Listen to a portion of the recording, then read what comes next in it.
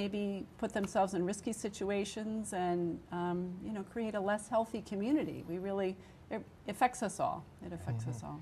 And when we look at outplacement in the district, and as I said, Mr. Forg was here a week or two ago discussing it, he had indicated that of the 80+ students that are outplaced in the district right now, that over 50% of those students happen to be high school level students. And so this is an area we should be concentrating on, seemingly.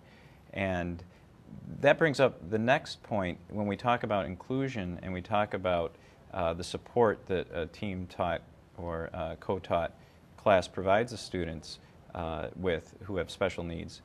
And if that support is gone and those students are then put into a classroom that is not inclusive or least restrictive, as you said before, does that impede their ability to get back into the sequence of classes? Is it going to be harder for them to maybe mainstream themselves again?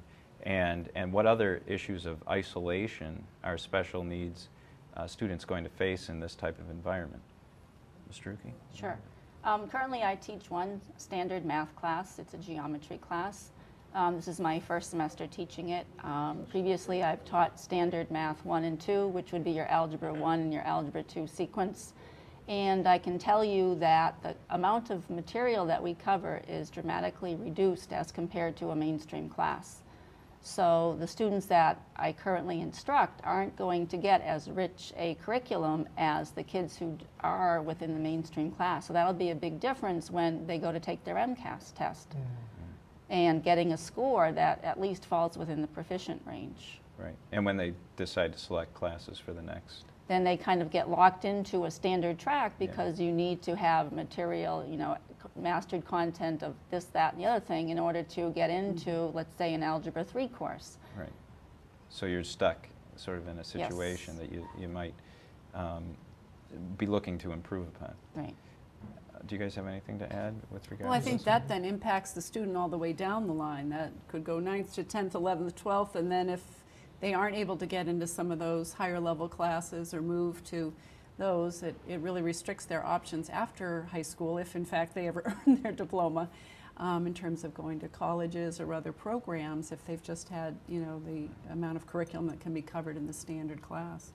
And I think socially too, when you are as a high school kid, and you're in a room and you only have a body of peers of 8 students that you are friendly with, and you go to the lunchroom and there are hundreds of more kids, that just kind of makes you even further, you're way away from the mainstream crowd. Right. And who wants to wake up every day and know that you get into that type of a situation? Right. Even the nicest, most magnanimous students are going to say, well, who's that over there? And where have they been? Right. And this is a matter of federal law. Under federal law, every student is entitled to a free and appropriate public education in the least restrictive environment.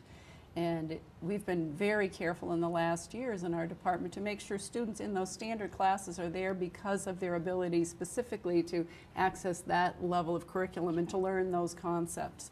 And that's very valuable, so that any student that didn't need to be there just for that could be out really interacting with more of their peers, as Ms. Druke says, and really interfacing with in more social situations and learning those invaluable skills that'll take them through their lifetime.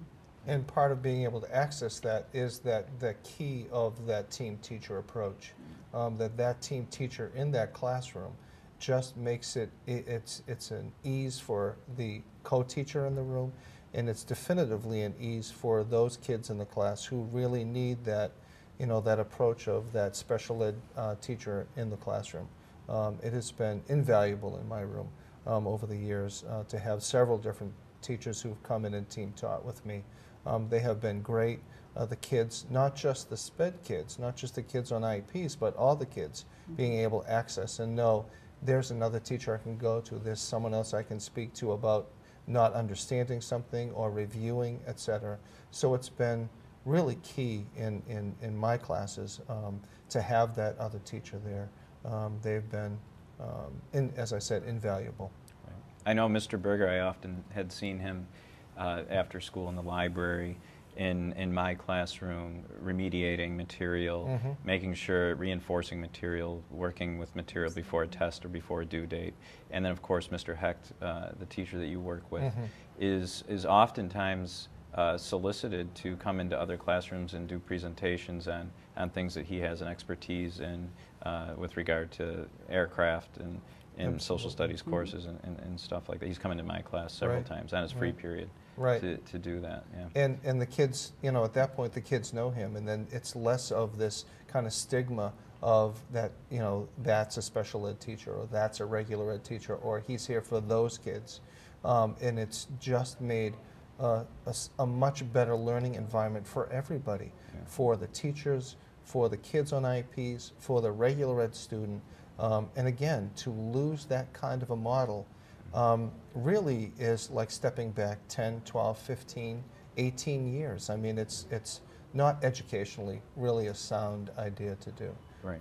And again, not really clear as to why they would ever come up with that kind of an idea. It's definitively not a cost savings idea. So 2 more questions, and the first one, I'm going to start with Leslie on this one. The first one's going to be with regard to what you mentioned, laws, federal laws, mandates, and IEPs, the legal document that ensures the rights of these students are being met. And then the last question is going to be in regards to how is this going to affect teachers who are not in the special ed department. So, Leslie, how is this going to affect IEP formulation and implementation and meeting with parents on this issue? Well, you know, a first step of that is that currently on the student IEPs that we have at the high school, if they're entitled to have an academic support class, a team-taught class, we're going to have to go back and change all those IEPs to say that it's not going to be a special education teacher, that it will be someone from the SPED staff, that it will be an assistant, and that will require getting agreement from the parents of those students and that they understand what the change will be. And have them sign those IEPs. Otherwise, it's not legal, so they'll have to be amended. So that's the first thing. Another thing then is that currently, and maybe this gets into question 2, I don't want to jump the bounds here, but you know, both teachers together work to make sure that all the students in the classroom that are on an IEP are having all the accommodations or modifications that are on their IEP. And being 2 teachers, you can really ensure that and be very detailed and follow all that up. And you know, I guess I am moving into the other question. Sorry, but without without the second teacher, without the special education teacher, that full responsibility, legal responsibility, falls to the regular education teacher, who then is also going to be delivering all the content and correcting all the papers, and will be responsible for meeting all of those accommodations and interacting with parents, but that may be another point. Right. And the expertise of the special education teacher to make sure those accommodations are being met is the reason why they're there. And so for you or I, regular ed teachers in the classroom, to go back and not have that person, because an aide in the classroom is not a person who can do those kinds of things. They can't change accommodations, they can't change testing, they're only there to assist us as teachers. And so to not have that, not have that other person who can continuously check, making sure that we're meeting the accommodations, it's going to be very difficult for us. And in an IEP meeting situation, which is something else that comes up, I'm not sure, number one, how the regular ed teacher is going to be able to meet that need or meet that requirement to go to an IEP meeting. If there aren't 2 teachers in the classroom and you're asked to go to a meeting, then who covers? The aide, legally, the aide is not supposed to be able to do that. They can't teach.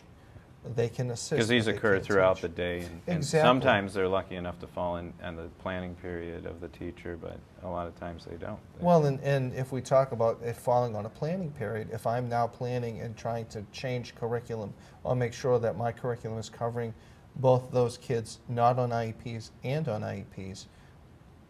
That's even taking more of my time as far as my planning period is concerned, to make sure that I'm doing all that, to make different accommodations on a test, let's say, or a quiz.